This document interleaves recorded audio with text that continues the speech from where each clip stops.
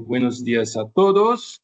Estamos aquí en Madrid y vamos a tener hoy una nueva sesión del INSEAD Discussion con una presentación de los profesores de la Javeriana, Esteban y Jorge, Jaime, y que nos van a hablar sobre el título de vuestra presentación, está en la siguiente, sobre de la seguridad social, la ciudadanía social en Colombia, retos frente a la informalidad laboral. El profesor Jaime y el profesor Jaime Ramírez y el profesor Estebanina son ambos de la Javeriana y están con nosotros aquí en la Universidad Autónoma de Madrid haciendo pues su secondment. Profesor Jaime, profesor Esteban, muchas gracias por vuestra visita. Pues cuando queráis pues, podéis hacer la presentación. Los colegas están viendo la presentación y nos están escuchando perfectamente. Muchas gracias. Buenas tardes a todos y todas. ¿Sí nos escuchan? Cristian, ¿sí nos escuchan? Sí, yo te escucho bien. Muy bien, muchas gracias. Gracias por su presencia. El sistema de sonido está funcionando. Bueno, queríamos comenzar con una información de contexto de Colombia, indicadores de mercado laboral. Y como pueden ver en la diapositiva, tenemos ahí la población ocupada total nacional, que en Colombia, de una población de 52 millones aproximadamente, los ocupados equivalen a 23.330.998. De los cuales los que están en su condición de formales según los criterios del Departamento Administrativo Nacional de Estadística, DANE, de Colombia, que es la institución de estadística formal, los que tienen contrato formal están afiliados a su seguridad en salud y al sistema general de pensiones, equivalen a 10 millones, ¿sí? Que en porcentaje sería 43.2. La población de informales es más numerosa, 13.260.921 personas, que equivale al 56,8%. Este dato nos sirve porque más adelante hablaremos de los sistemas de protección social. Otro dato también que es importante enfatizar en este tipo de presentaciones para que conozcan Colombia es la proporción ocupada en condición de informalidad a nivel nacional, 55,9%, ¿sí? Para las ciudades equivale al 43%, son las 23 ciudades importantes de Colombia, ciudades intermedias y las grandes ciudades como Bogotá, Cali, Medellín, Barranquilla y otras como Tunja, Ibagué, Villavicencio, Cúcuta, Pasto. Y en las zonas rurales del 84%. Este cuadro también es muy importante porque muestra la tendencia de la evolución de los últimos 24 años de la informalidad, tomando en cuenta los criterios de definición y medición de informalidad del Departamento Administrativo Nacional de Estadística. Quiero resaltar esto porque, digamos, un reto para nosotros, para el proyecto puede ser, queda la inquietud, es si podemos nosotros hacer los propios cálculos cambiando el concepto de informalidad, de pronto aproximarnos a otros cálculos de la OIT o unas variantes.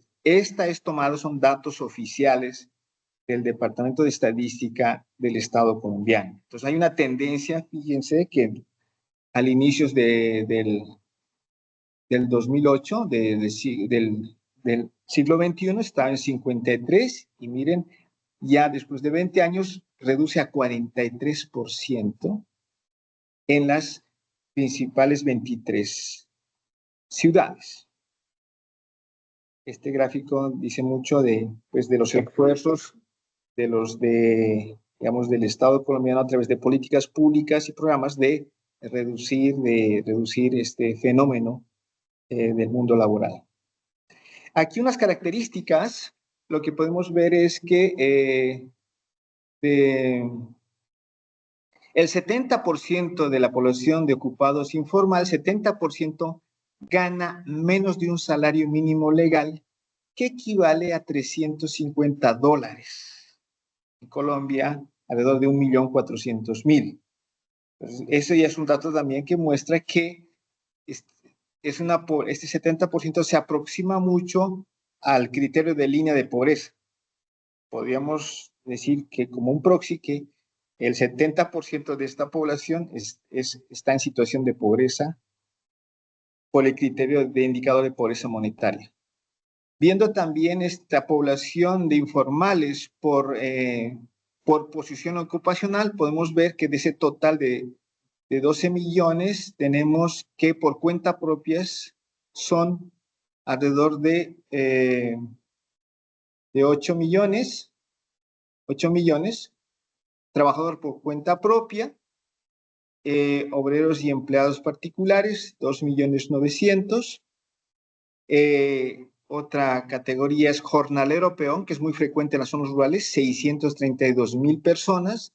Empleado doméstico, o sea, ante todo la mayoría son de género femenino, que equivale a 561.000 personas. Luego, en Colombia hay una figura del trabajador familiar sin remuneración. Tiene actividad laboral, pero no recibe ninguna remuneración, 462.000. Y algunos patrones y empleadores de las zonas rurales. Y finalmente, para este perfil o características de la población ocupada, tenemos que por rama de actividad, de los 12.978.000, miren, la mayor participación está en construcción, luego en temas de información y comunicación, comercio y reparación de vehículos, que equivalen a 2.300.000, y en industria manufacturera 1.000.000, y actividades profesionales técnicas. Pero llama la atención que en este último año, el crecimiento ha sido más en actividades artísticas de entretenimiento y recreación. Es un sector que ha tenido mucho dinamismo. Con estos datos, digamos, contextualizamos nuestra población de referencia, que sería la población ocupada informal. Ahora, mi colega Jaime Ramírez nos va a ilustrar y explicar y escribir sobre el sistema de protección social de Colombia.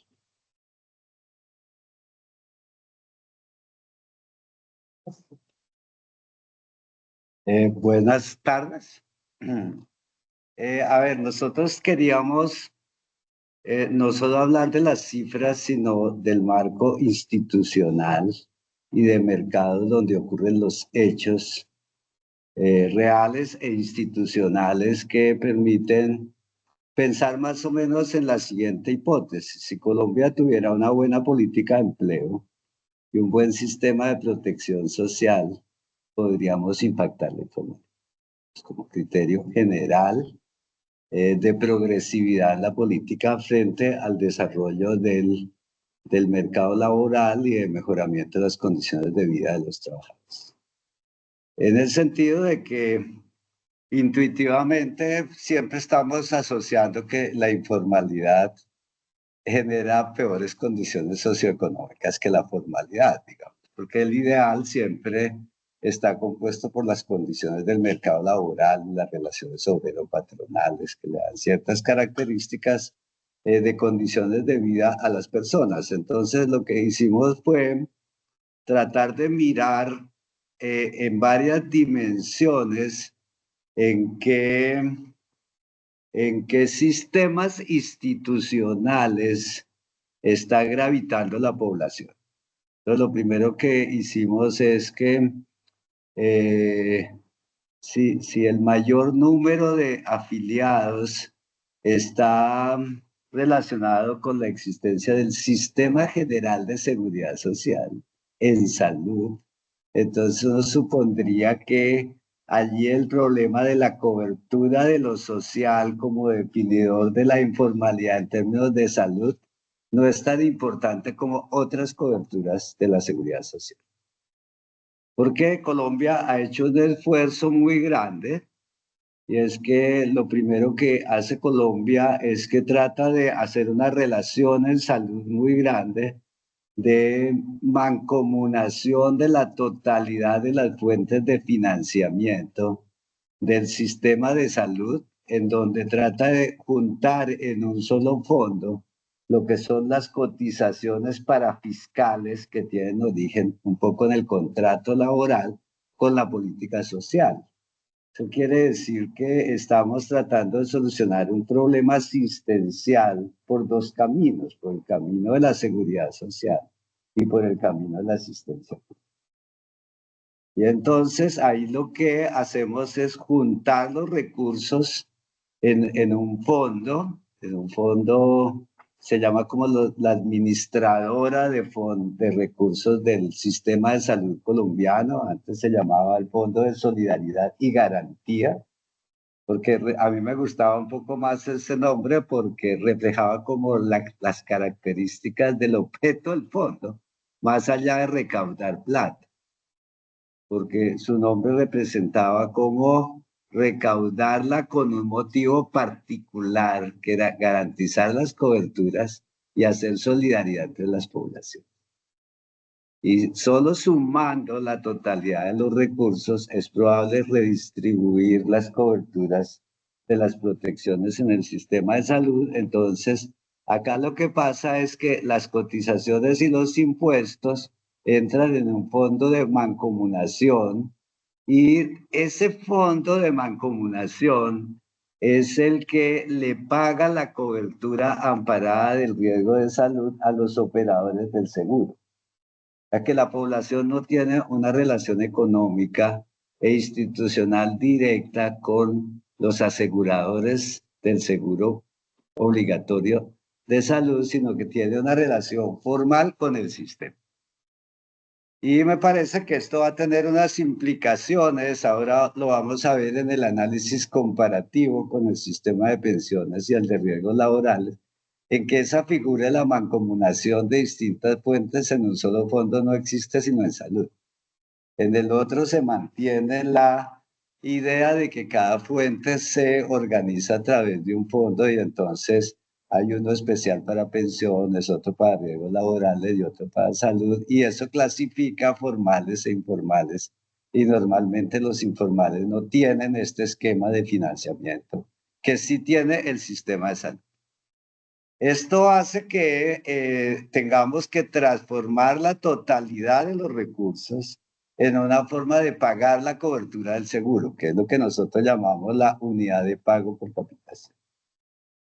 La unidad de pago por capitación no es una relación económica entre el afiliado y el asegurador, sino es una relación económica, acá se puede ver, entre este gran fondo nacional y los operadores de los seguros. Entonces las relaciones económicas varían porque si yo me afilio con mis condiciones económicas a cada una de las aseguradoras, no podríamos garantizar la existencia de una cobertura unificada de riesgos amparados, sino que las aseguradoras que mayores recursos recibirían podrían tener mayor capacidad para amparar el riesgo que las que menos, o las aseguradoras que operan más en unas regiones como las regiones urbanas tendrían más que las regiones rurales para amparar el riesgo. Entonces, esa mancomunación para poder integrar agencias privadas se convierte en algo que se llama la unidad de pago por capitación, y la unidad de pago por capitación permite garantizar, ¿no es cierto?, que ningún asegurador en salud tenga criterios económicos e institucionales para rechazar a alguien. Y estas agencias aseguradoras tienen un amplio campo de maniobras contractuales para contratar con diferentes clínicas la prestación de los servicios incluidos en el plan de seguros.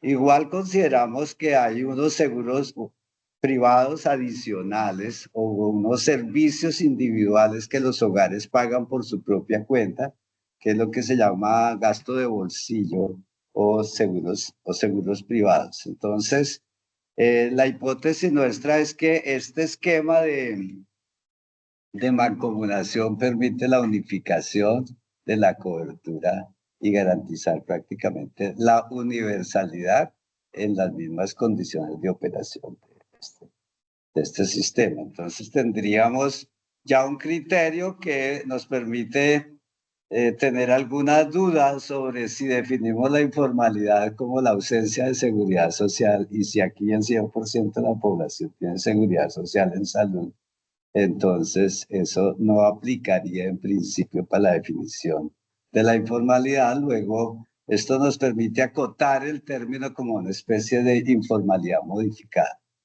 O sea, el mercado laboral la reproduce, pero el sistema público la controla los efectos asistenciales más directos. Y lo comparamos con el sistema de pensiones.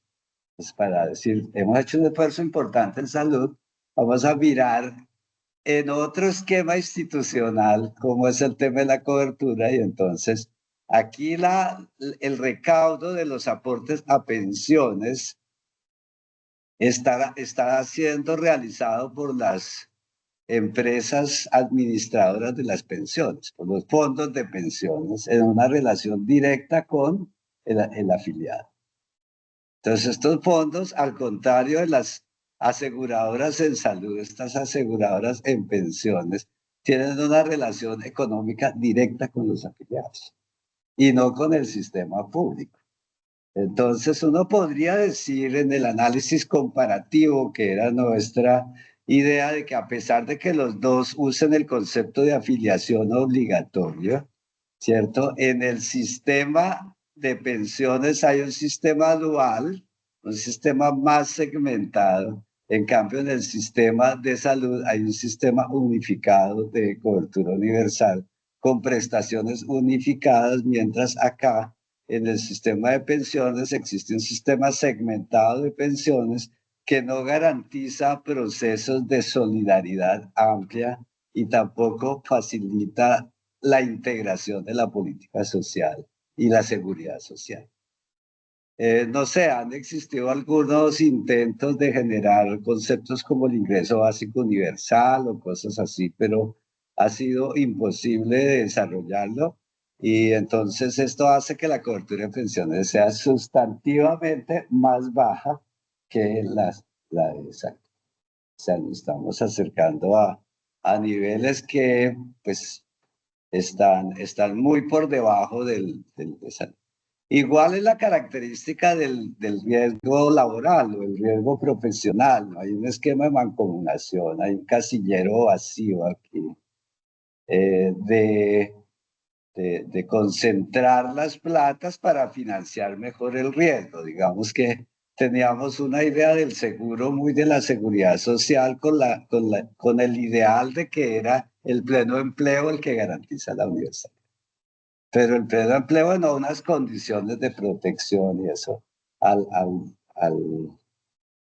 tener mercados laborales muy pequeños, eso no ocurre y acá lo que ocurre con los riesgos laborales es como ausencia de protecciones en riesgos laborales para riesgos profesionales para esta población. O sea, si hay un accidente derivado de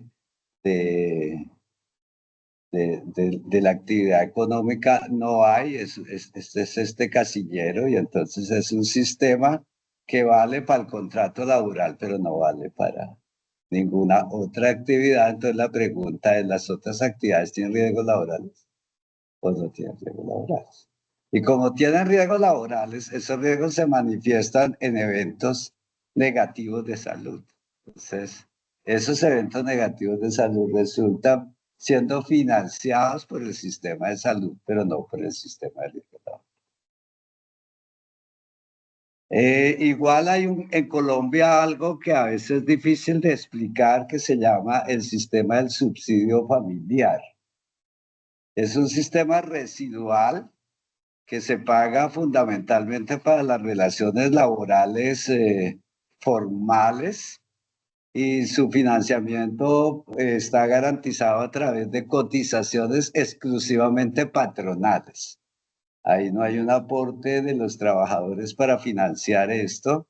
Y por supuesto que si en pensiones hay dificultades, este sistema que solo vive de los aportes patronales no tendría chance para los profesionales independientes y menos para los informales, porque el monto que está asociado al riesgo, a las características del hogar serían difíciles de pagar. Entonces, quien no tiene esta protección no tiene una idea como el bienestar familiar. Estas cajas no existen en toda América Latina y son como para el bienestar social. Son clubes deportivos, actividades de formación de los trabajadores, actividades de descanso para los fines de semana, en donde hay cosas buenas como que están cubiertos, pero es muy restrictivo para los que no están. Parecen una especie de club social. Entonces, si un familiar quiere entrar, tiene que ir con un permiso especial para poder gozar de este concepto del subsidio familiar. Hay otra idea del subsidio, es que hace una transferencia monetaria para trabajadores de bajos ingresos. Entonces, aquellos trabajadores de bajos ingresos pueden recibir exclusivamente para sus afiliados una transferencia monetaria. La estructura general, ¿cierto? Existente en Colombia ha llevado a varios esfuerzos, digamos, de integración, de decir, vamos a pasar del concepto tradicional al concepto de protección social, y entonces esta idea de los sistemas segmentados podría unificarse, pero la verdad, el concepto de protección social ha sido difícil de practicar. O sea, está establecido, nos parece que es un buen motivo, incluso desde la teoría del bienestar en general es más progresiva que la teoría de la seguridad social, pero desde el punto de vista práctico, el sistema de protección social solo funciona con unas caras asistencialistas que dependen fundamentalmente de existencia de recursos públicos, pero no representa un esfuerzo de la totalidad de la sociedad. La otra característica es que en el caso de salud, nosotros tenemos unas segmentaciones en la población afiliada en regímenes. En el caso de salud existía el régimen contributivo y el régimen subsidiado, y además de las diferencias en las fuentes de financiamiento, lo que era relevante eran las diferencias en la cobertura y atención a la población. Entonces, el subsidiado sí es una buena idea si se propone unificar con el contributivo. Si no, se parece fundamentalmente a un esquema de subsidios para pobres como en los demás países. Y esto hace que en términos generales, digamos, el régimen contributivo y el régimen subsidiado en salud, sumados los dos, tengan una cobertura mucho más grande que la cobertura del sistema general de pensiones o la cobertura de riesgos laborales. Esta estructura me parece que desde la política colombiana se arraiga en algo que nosotros en la universidad y particularmente con Esteban de la Facultad de Ciencia Política denominamos corporativismo y democracia. En la idea del estado del bienestar, el régimen político es la garantía un poco del estado del bienestar. Y son los partidos políticos un poco la garantía del establecimiento de las políticas públicas. En los estados corporativos desiguales son más fuertes los gremios. Los gremios influyen más en la política económica y social que los sindicatos o que los partidos. Entonces, la parafiscalidad tiene un pie en las relaciones económicas, pero tiene un gran pie en las definiciones de la política, y entonces este es el abanico de gremios existentes en Colombia. Y cada gremio por aparte tiene un gran poder en la sociedad, y entonces se autofinancian para sí mismos, pero mantienen unas unidades gremiales muy fuertes en asociaciones, dependiendo de las características económicas o dependiendo de si es de servicios o es de industria, pero lo sostiene una estructura de gremios muy grande que tiene capacidad de negociación directa con el Estado. ¿Qué se negocia directa con el Estado? Fundamentalmente dos ámbitos: la política tributaria y la política de salud y pensiones y riesgos laborales. O sea, por un lado nos interesa saber cuántos ingresos se van a pagar, y algo que existe en Colombia que es la parafiscalidad. Y entonces lo que decimos es, esto funcionan como clubes políticos y no están atravesados por la tributación con representación, sino están más bien diciendo, recaudamos sin una idea de los impuestos como un ideal universal. Entonces eso hace que en la estructura de la tributación no sea un derecho o una obligación que se pueda universalizar fácilmente, y entonces para completar las coberturas universales de los derechos sociales es necesario mirar esta idea de los impuestos como un complemento de estos aportes parafiscales que la industria va generando para su propio beneficio. Entonces, no solo es un problema económico de desigualdades económicas, sino es un problema de representación política que refleja la importancia del ámbito de las desigualdades y la importancia de la participación de los gremios en las decisiones políticas. Es más, como tampoco ha existido un amplio esfuerzo por la financiación pública de las campañas electorales, gran parte del financiamiento de las campañas va a provenir de estas estructuras gremiales. Entonces, controlan el ámbito de la representación y no son muy dados a redistribuir. La importancia del régimen subsidiado de salud y la cobertura del 100% en salud es que el esfuerzo fiscal que el Estado hizo fue casi que de la misma magnitud que todos los aportes de la parafiscalidad de las cotizaciones. Casi que por cada peso de las cotizaciones, el Estado puso un poco más de un peso, y eso da como resultado que tenga una cobertura del 100%. Pero a la hora de discutir si unificamos el régimen contributivo con el régimen subsidiado, la estructura gremial es poco proclive a la unificación de los regímenes en salud. Solo queríamos enfatizar que gran parte de la persistencia de las desigualdades sociales en Colombia está por dos factores: por la fortaleza de los gremios y por la debilidad de los partidos políticos. Sumadas esas dos contradicciones hacen que el régimen político sea con muy poca capacidad para disminuir el ámbito de las desigualdades existentes en el país. Muchas gracias. ¿Quieres volver para que se vea? Voy a poner. No, quédate ahí, no te muevas. No te muevas. No te muevas, quédate ahí. No. ¿Figura de los gremios? Sí. Ay. Sí. Y ahora, pues, sí. Siéntese, profe. Siéntese. Voy a poner la figura de los gremios que me pidió la profe. Los gremios son los gremios de los empresarios. No son los gremios de los trabajadores. No.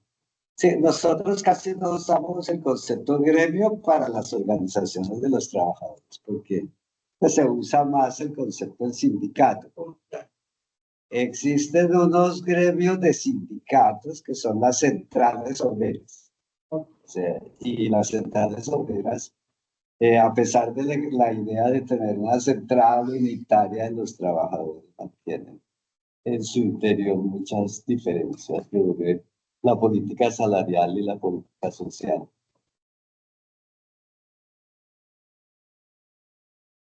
¿Y cómo fue posible faltar este poder de los gremios para esa transformación del sistema de salud? Bueno, yo viví el proceso muy desde el principio. Antes de trabajar en la Universidad Javeriana, yo hice parte de un grupo que desarrolló un pequeño programa que llamaba el Programa Empresas Solidarias de Salud. Entonces, la idea de que la organización social comunitaria podría autogerenciar sus procesos de salud sin que no tuvieran ninguna capacidad de negociación con los hospitales, incluidos los hospitales públicos. Propusimos crear un subsidio de salud para los que no podían tener capacidad de pago.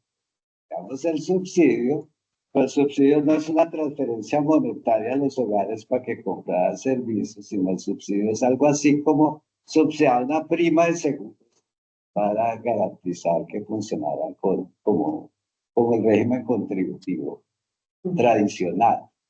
Inicialmente los recursos no eran tan grandes, entonces había que definir cuál era la cobertura amparada de los riesgos protegidos por este seguro.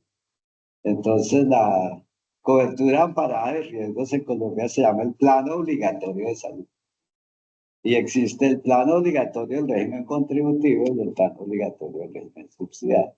Pues a la hora de empezar el sistema, digamos, hace 20 años, la cobertura amparada de riesgos del plan del régimen subsidiado se definía como el valor equivalente al 50% del valor amparado del régimen. Entonces, si queríamos delegarle la gestión del riesgo a un asegurador independiente, que no fuera una empresa pública, nos iba a decir, ¿y entonces yo qué hago con lo que me hace falta? ¿Sí? Entonces el Estado dice, nosotros vamos a ir creciendo la cobertura y en la medida en que crezcamos la cobertura, esa prima de la cobertura va a ir creciendo en el tiempo y vamos a ir encontrando nuevas fuentes de financiamiento para hacer. Lo que no sabíamos muy bien era la constatación de que íbamos a tener que afiliar por esa vía casi el 60% de la población. Entonces nosotros diseñamos una estrategia para que en 7 años la cobertura de riesgos amparados se fuera unificando. No la unificamos a los 7 años, más o menos a los 10 años. Duramos 10 años en esa transición, fundamentalmente por debilidades en el ámbito fiscal y en segundo lugar porque había que financiar hospitales públicos también. O sea, no solo había que financiar este aporte al seguro de salud, sino había que mantener el funcionamiento de los hospitales. Entonces, hicimos muchos malabares, digo hicimos porque tuve que participar directamente, era decirle a las empresas solidarias que tenían que contratar con los hospitales públicos. Y ha sido una historia como de 10 años de acuerdo. Juana Verónica ha pedido la palabra. ¿Tienes el micrófono apagado, Juana? Hola, buenos días, Jaime, y buenos días, Esteban. Buenos días desde Bogotá. A ver, me gustó mucho la exposición porque deja muy claro un tema que es muy relevante al momento de analizar la informalidad laboral como hecho que afecta de manera muy generalizada a los países de América Latina. Y sobre todo me genera una pregunta, una provocación para vosotros y lo que estáis trabajando. En la última diapositiva donde ponías la imagen de todos los corporativos que participan en las negociaciones, que son muchísimos, me hizo pensar en las diapositivas previas de la estructura institucional que nos mostraste, en donde veíamos cómo en la protección del sistema de salud más o menos se está garantizando cierta universalidad, se ve una estructura, un sistema institucional más compacto, más claro. Pero en las siguientes diapositivas que nos enseñabas, lo que veíamos en términos de la protección para el sistema de riesgos de trabajo y todas las demás estructuras institucionales de protección, lo que veíamos es la segmentación a la que hacías referencia, ¿no? Diferentes instituciones, organismos que están trabajando para la protección laboral, etcétera. Entonces, yo pensaba, esta segmentación institucional para la protección de trabajadores en ciertas áreas, aunado a la diversidad de actores implicados, sobre todo privados, lo que te produce es como un efecto de segmentación de todo el sistema que impide el reconocimiento de la universalidad de ciertas protecciones, de la vida digna, son segmentaciones posta para mantener que todos los demás actores estén funcionando en torno a cómo se protege, cómo no se protege, porque está mercantilizado. Entonces, como que el reto es desmercantilizar ciertos niveles de protección, ¿no? En el caso de Colombia, para llegar a la ciudadanía social, a la cobertura universal de ciertas, de los trabajadores, más allá de su condición de trabajadores, sino en su condición de ciudadanos, ¿no? Entonces, el reto es grande porque, claro, cuando tú intentas desmercantilizar, sacando un poco o acotando el nivel de influencia de todos estos actores gremiales para reconocer una ciudadanía social universal, desmercantilizando aspectos que son considerados derechos sociales, obviamente el trabajo va más allá de lo técnico, que también necesitamos trabajo técnico para ir construyendo los regímenes, los sistemas, las instituciones que den cobertura, pero tiene que ver con lo que decías al final. Es un trabajo, es una cuestión política de cómo se están construyendo los regímenes de bienestar en América Latina.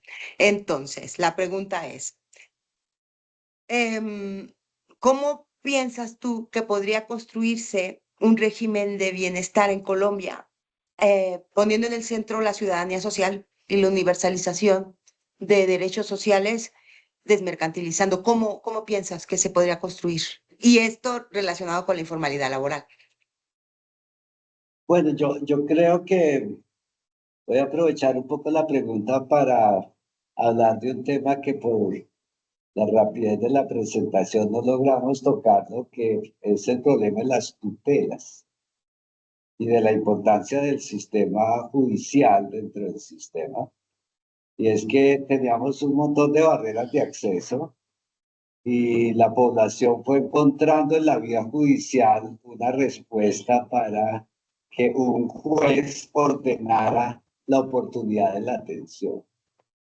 Entonces, la tutela al principio era un hecho que no era masivo, pero a medida que va desarrollándose el sistema y va generando barreras de acceso, los rechazos empiezan a ser cada vez más grandes. Entonces, la tutela se vuelve un hecho social. Y al volverse un hecho social, hay un tema importante, es que la Corte Constitucional decide estudiar las tutelas. Entonces existían como 27 tipos de tutelas multiplicadas por una cantidad muy grande.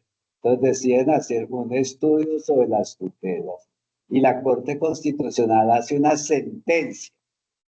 Y la sentencia lo que dice es que se ha vulnerado el derecho fundamental a la salud y que el agente que más ha influido sobre la vulneración de los derechos fundamentales a la salud ha sido el Estado, fundamentalmente por no haber unificado rápido las coberturas del régimen subsidiado con el régimen contributivo y por permitir que algunos establecimientos rechacen personas. Y entonces las personas iban al juez y el juez les decía 24 horas o tanto tiempo deben solucionar su problema. Entonces, esas tutelas se empezaron a reproducir masivamente. Entonces, es un proceso social que incluye dos cosas: el papel activo del ciudadano y el papel progresista del juez. Y al final, la Corte lo que hace es juntar las tutelas y convertir prácticamente esa sentencia en la nueva política de salud. O sea, no necesitamos una reforma, ¿no es cierto?, más rápida de salud gracias a esta sentencia, digamos, que vuelve mandatorio atender a las personas. Yo creo que el sistema judicial acá juega un papel muy importante. Al final es muy difícil oponerse a una tutela en Colombia, vamos, porque no solo es un instrumento de defensa del ciudadano, sino que al estar intermediado por un juez se vuelve mandatoria su aplicación, so pena de que quien no la cumpla puede ser castigado coercitivamente en forma fuerte y grave. Yo pienso que Colombia ha disminuido el énfasis en lo social en los últimos gobiernos. Y por eso las últimas reformas que deberían ser cómo acabar los regímenes y hacer un solo régimen más universal, basado en la derecha, en la idea de los derechos universales a la salud, y no en la cobertura de servicios públicos, sino el seguro de salud como un derecho político, no se ha podido desarrollar. Entonces, ese paso que nos hace falta de volver consistente lo que logramos a través de las tutelas con la existencia del sistema de salud y crear un sistema más universal basado en derechos nos hace. Es un camino que deberíamos recorrer para tener una sola denominación, que tenemos un lado pobres no afiliados, pobres afiliados, más régimen contributivo. Entonces, a pesar de que la cobertura sea en teoría igual, las denominaciones son excluyentes y las expectativas de las coberturas políticas son demasiado excluyentes. Entonces, me parece que la nueva reforma podría ser un hecho importante para la política social de América Latina, que es como universalizar derechos sociales. Y cómo esa universalización tiene un grado de formalización política que debe estar acompañado por acuerdos políticos importantes. A medida en que los partidos políticos no reaccionan positivamente, se vuelve difícil lograr ese pacto.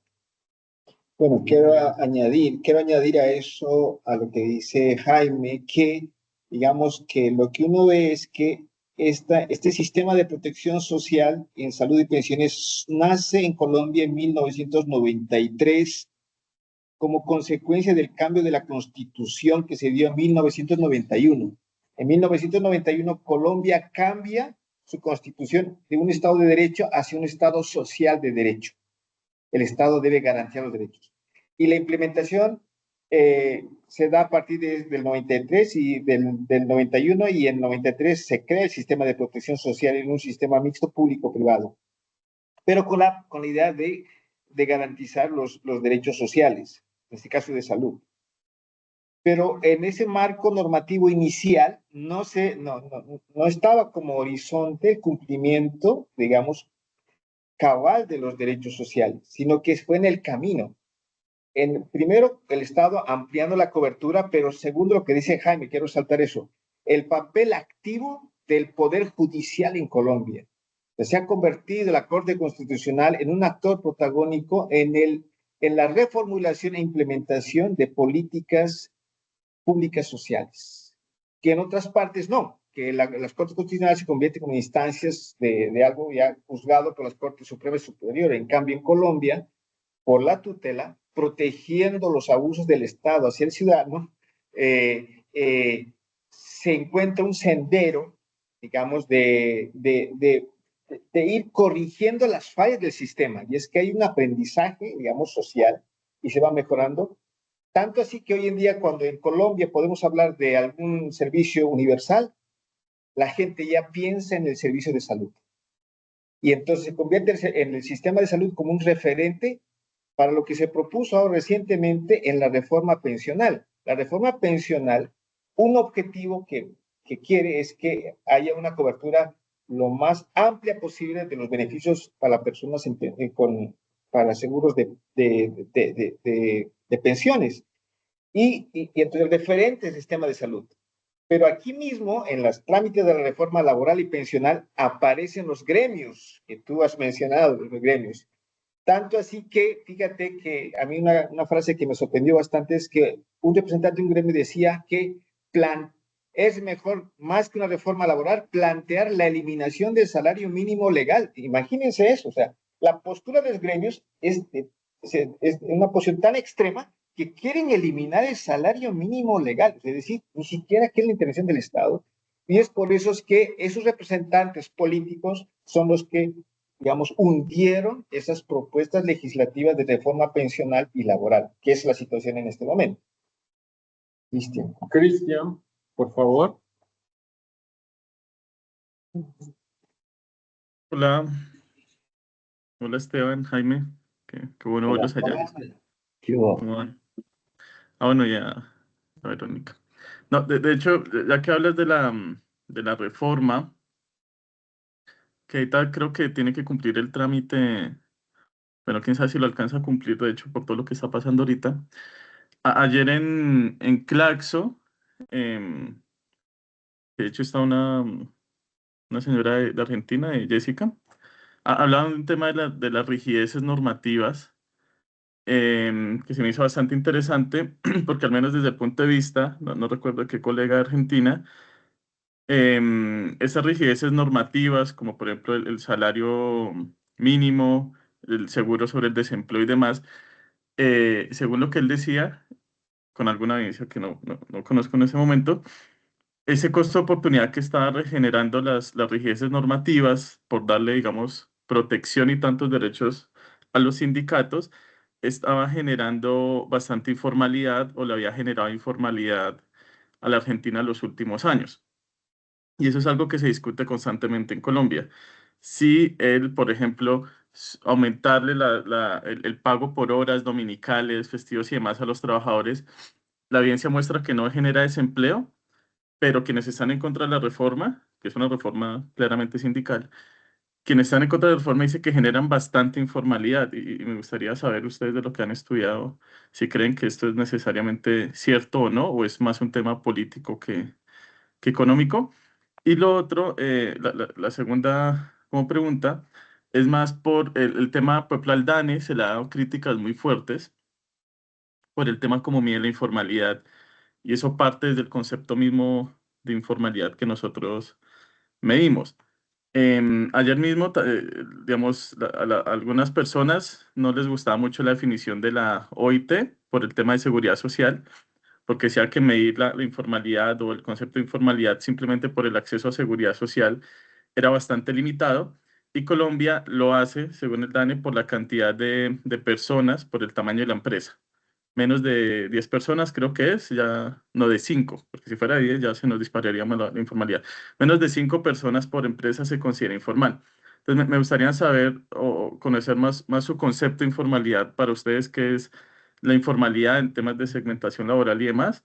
Y la primera sobre si la reforma laboral generaría informalidad o desempleo o alguna de esas cosas que dicen los que están en contra de la reforma. Bueno, yo particularmente a veces menciono en las discusiones una discusión como los neoclásicos y Michel Kalecki. Y la pregunta era si una alza general de salarios reducía el nivel de empleo. Entonces, el saber convencional lo que dice es que es una relación inversa entre el salario y el empleo. Pero él hace unos modelos de acumulación ampliada en donde demuestra que una alza general de salarios, en lugar de restringir el nivel de empleo por la vía de incrementos en el consumo, generan nuevos niveles de inversión y al general nuevos niveles de inversión hay un crecimiento del nivel de empleo. Y entonces este escritor lo que dice es, existe una relación inversa entre los salarios y los ingresos de las firmas, pero esa relación va variando en el tiempo y entre los sectores, ¿no? No permanece estable. Y siempre hay que incluir la variable del consumo de los hogares. Y entonces, cualquier hecho económico que mejore la propensión a consumir se convierte en un multiplicador de la inversión que va a aumentar el nivel de empleo. O sea, esta crítica era como si nada cambiara, como el ceteris paribus, y que hacemos crecer los ingresos entonces por la vía un poco tautológica y simultánea desde el punto de vista analítico, se van a reducir las utilidades. Y al reducir las utilidades, entonces no va a haber nuevos recursos para el financiamiento de la inversión. Keynes y Kalecki lo que proponían es que en principio esa reducción en el nivel de consumo iba a ser muy momentánea, pero que una vez el ingreso se transforme en consumo, el consumo es una variable que dinamiza mucho el nivel de la inversión y con la inversión el nivel de empleo, y que había que salir del análisis como muy general a un análisis de los tres sectores de la economía, digamos, que pasa al principio con el sector uno, productor de bienes y servicios, qué pasa con el sector productor de bienes de capital, y entonces hace un modelo dinámico en donde el resultado final, después de 3 ciclos económicos, ese supuesto de que el alza de los salarios disminuye el nivel de empleo se torna insostenible para la sociedad. Entonces, a mí me parece que el tema del salario y el tema del ingreso dejó de ser una variable analítica, se vuelve una variable política. Entonces se dice, todo aumento de los salarios es por la vía del análisis ricardiano, digamos que todo incremento de los salarios es una disminución automática del nivel de empleo, y hasta ahí llega la discusión política. Entonces a mí me parece que lo que es fundamental es que las reformas laborales dejen de discutirse tan cerrado en el régimen político, que se trate de involucrar mucho más al conjunto de la sociedad.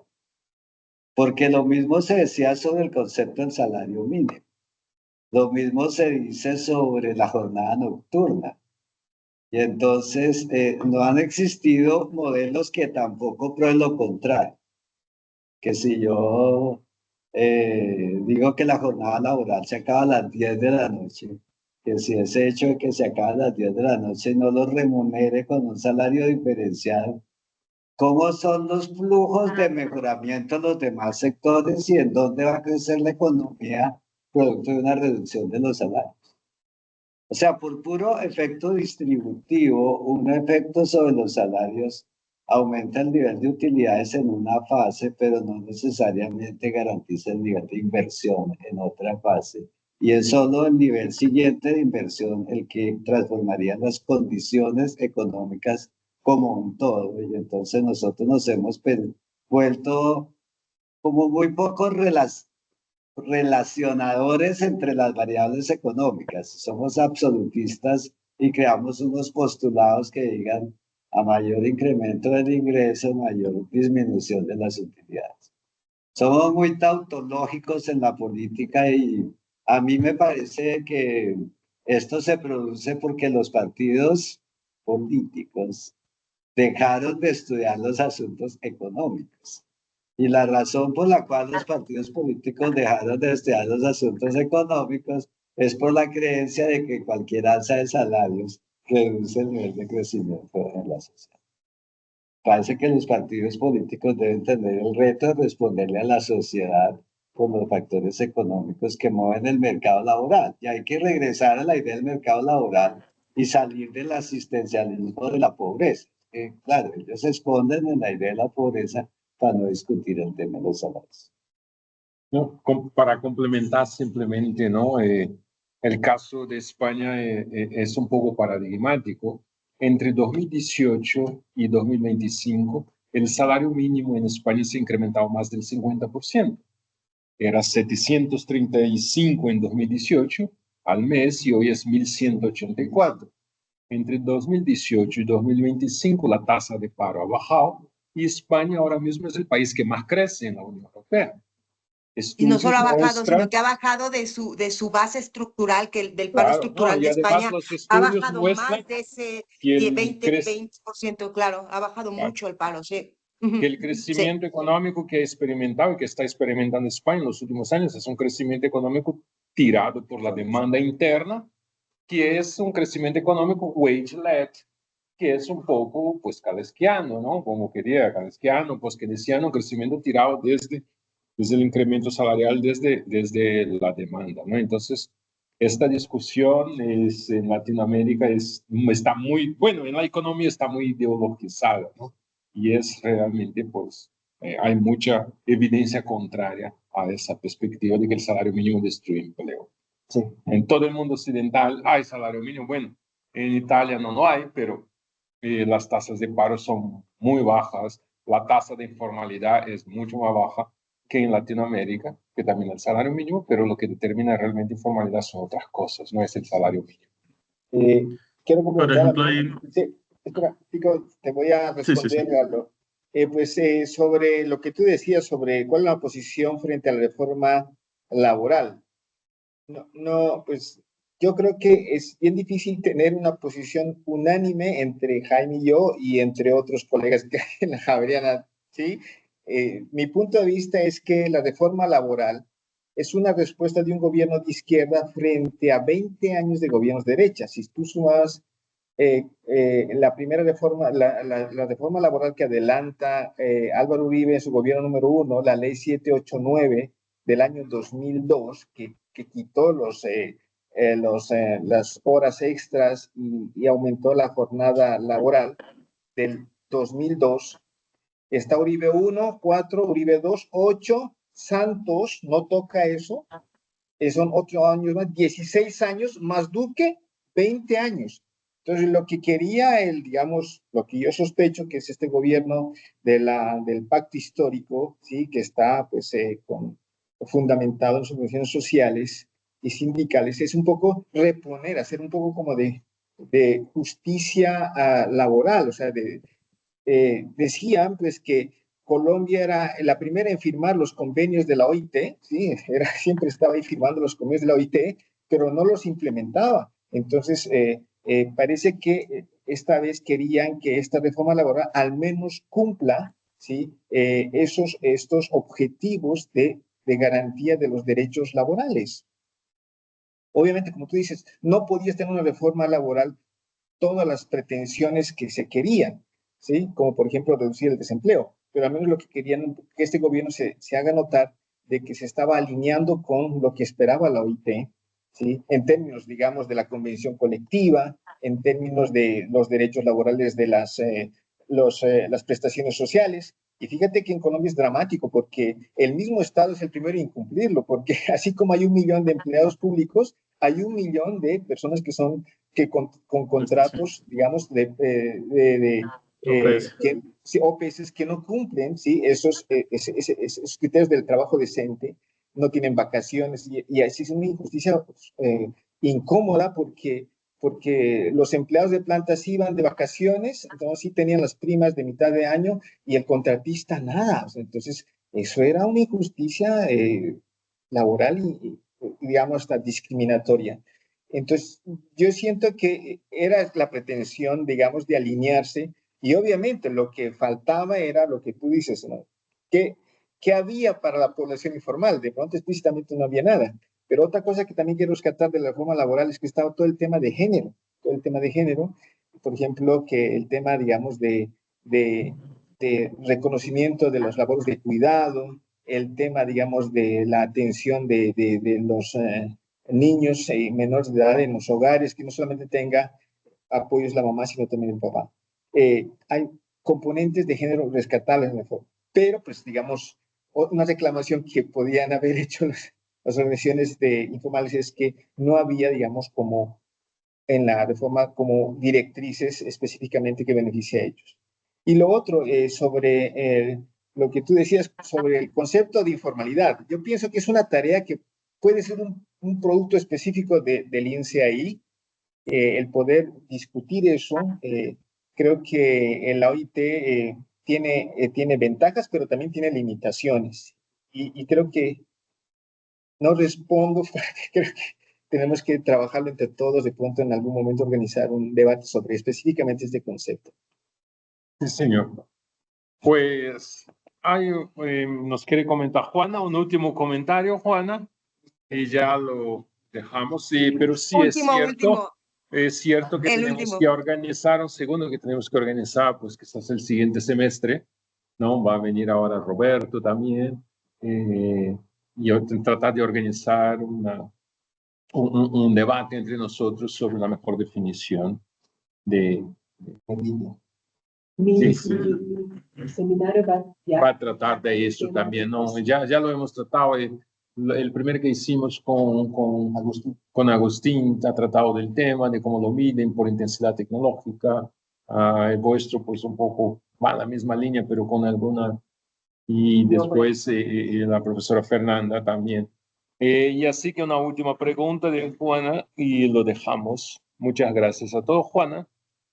Un comentario. Ayer también en Claxon me acordé, conocí a una compañera ahí entre las conferencias y me comentaba que ella trabaja ahora en la zona de La Guajira y están intentando llevar electricidad a las comunidades de La Guajira, que se ve que es muy remoto, y que ella estaba como técnica trabajando para el Estado, yendo a desarrollar el programa este de electrificación de la zona de La Guajira, de comunidades muy alejadas, y me estaba comentando que se sentía muy inquieta porque al momento de implementar los programas desde el Estado, ella trabajaba para el Ministerio de Energía y Minas, algo así que se llama en Colombia, me lo comentó, que el problema está en que al momento de implementar este programa de electrificación, ya estaban todas las empresas que estaban vendiendo paneles solares porque vieron toda la oportunidad de poder hacer negocio. Dice, entonces, el objetivo que es electrificar, llevar electricidad a esos hogares como parte de un derecho social, ya está otra vez todas las empresas metidas ahí viendo cómo sacan beneficio de un programa de bienestar para toda la comunidad. Dice, y yo estoy inquieta, dice, porque al final de cuentas, dice, ni siquiera tengo claro que la opción que les estamos dando de electrificación sea la mejor para la comunidad. Dice, porque lo que pasa es que ya nos estamos yendo saturados de la intervención de todas las empresas que están queriendo vender paneles solares, baterías para almacenaje, y estaba muy inquieta. Pensaba por la cuestión de la influencia de los gremios, de las corporaciones, de las empresas en la implementación de todos estos programas de bienestar, que era lo que tú estabas comentando a lo largo de tu exposición, Jaime y Esteban, perdón, nada más. No, Rodrigo, muchas gracias por tus comentarios. Vamos a Bogotá en un panel. Sí. Pues muchísimas gracias a todos. Pues la próxima sesión será el día 3 de julio, ¿no? Con la profesora Fernanda, que nos va a hablar también de la informalidad, definición más en profundidad de esta cuestión y su aplicación a Bolivia. Pues muchas gracias a todos. Pues hasta la siguiente sesión. Saludos desde Madrid. Saludos, Cristian. Saludos. Adiós, saludos a Jaime y Chao. Esteban. Chao.